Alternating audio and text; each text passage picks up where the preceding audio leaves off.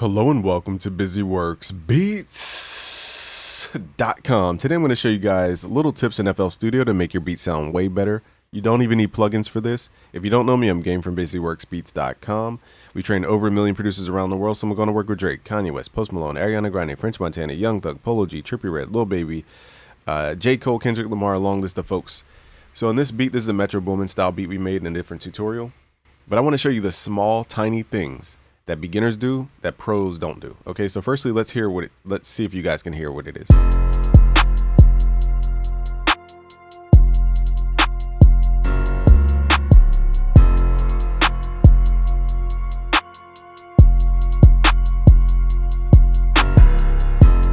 right, so if you didn't pick up on it, the kick is phasing with the 808. Okay, and timing is everything to a pro. So let me show you guys how to make this beat way better, very simply without any plugins. It's just understanding time. Let's go to the channel rack.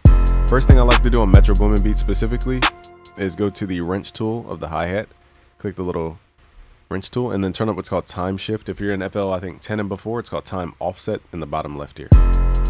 I'll exaggerate so you guys can hear what's happening, but we're basically delaying the hi-hat. Pull that back so it's not super delayed, and this creates a bounce because now it's not super quantized to the grid. We can do this. We can do the same exact thing to our kick, turn it up a little bit, and the same thing to our 808. And now you guys can feel the bounce in the beat now.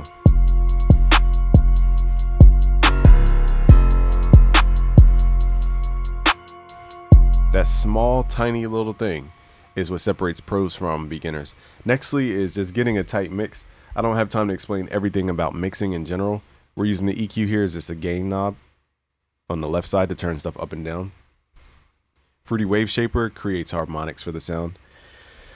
I have this on 4 times oversample mode. Mix level's usually at 50%. The curvature is a convex curvature like that. And I'll mess with the preamp to kind of push signal into the Fruity Wave Shaper, but I'd rather control the level with the Fruity Parametric EQ2 going into the Wave Shaper as opposed to the Wave Shaper preamp, okay, because it does change the tone. Nextly, we're going into a Fruity Soft Clipper. For this track, it worked that we had it in the middle, but to the right is hard clipping, to the left is soft clipping. In this case, we just put it in the middle for this type of texture. For more like modern Osama Sun, Xavier So based, those type of artists, pull the threshold to the left to get that. And Playboy Cardi, pull it to the left to get more of that scrapey sound. For more open sounds, pull this to the right. Okay, so that's kind of the levels there. And nextly, we have the Fruity. Okay, I did over that. And this plugin here, pardon me, is a multi-band compressor. Most people don't have this. This is just my favorite plugin. Okay, I just wanted to show you guys what I was using.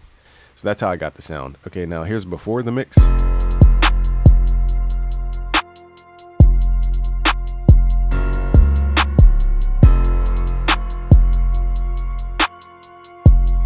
All right, let's turn the mixing on.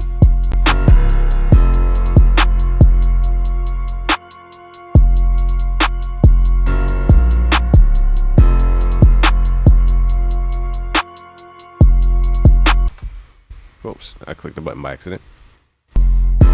So that is the difference between mixing and not mixing. Okay, it makes a huge difference in the sound. Even though it's very subtle, it makes the image of the sound feel way bigger. It makes it feel controlled. Okay, so these tips, I know they're like simple, but this is again what separates beginner beats from pro beats. So again, timing is the biggest one, is understanding timing of notes. You don't always want everything to hit right on the downbeat and right, quantized on the downbeat. Sometimes you want to delay it a little bit to give it room to breathe in the mix and the bounce, okay? And then nextly, just simply presenting your beats with some mixing. You guys could copy this chain if you want. It's not my all-time chain. It's just something I threw together for this beat. But those are the quick tips. I don't have much else to tell you, but that is what separates the pros. Actually, one more thing for the hi-hat. Because the beat feels like dun, dun, dun, it's understanding pitch relativity. So in this case, I'm going to pitch down the hi-hat as if we sampled it and pitched it down, slowed it down. So let's pull this tuning down. So now it's like instead of t, it's okay, it feels more slowed and it matches with the beat. Most people will have the hi-hat sounding like this.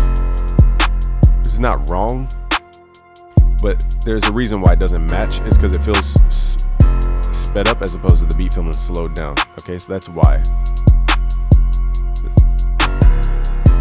Okay, so little stuff like that. Now, if you want more impact on your kick, you can mess with that time shift.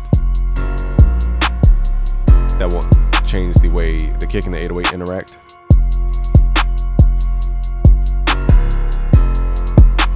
Okay, so you don't always want to crank the kick. All right, those are my tips. Go to busyworksbeats.com/premium to learn how to make beats like the pros and share with a friend. Peace out.